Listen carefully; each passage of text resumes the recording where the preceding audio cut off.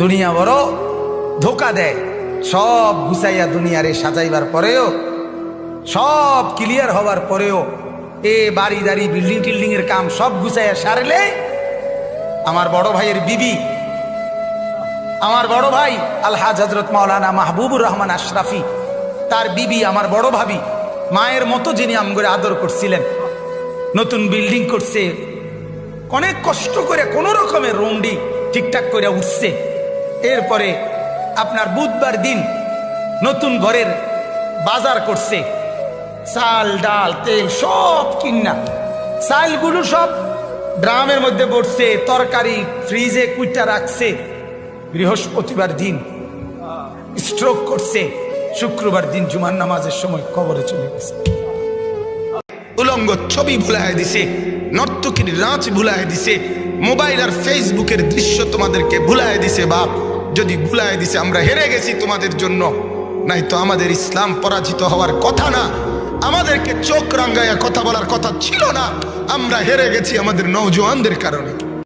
হুজুর কথা তো বলছেন সহজ, গুনাহ করতাম না, এরপরও গুনাহ তো হয়ে যায়।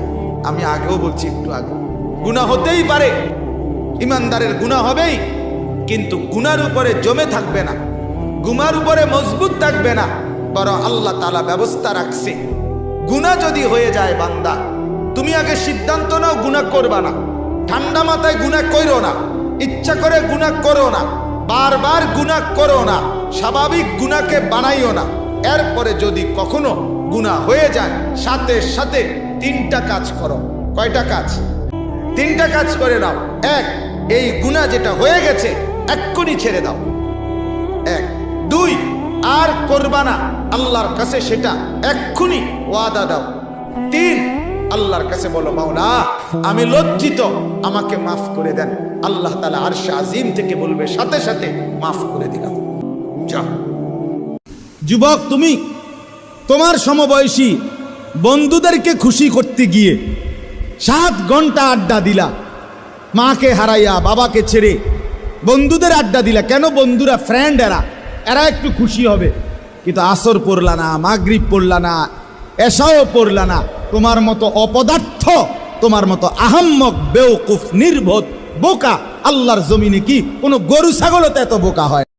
যে বন্ধু, তোমার যেই সঙ্গী তোমার নামাজের কথা বলে না, আখিরাতের কথা বলে না, একটা বার যে তোমাকে আল্লাহর বন্দেগীর কথা শোনায় না, কসম বন্ধু, ছেলেরা একটা ছেলে হইলেও আমার কথা মনে রাখো, একজন হলেও আমার কথা শুনলো, মনে রাখো বাস।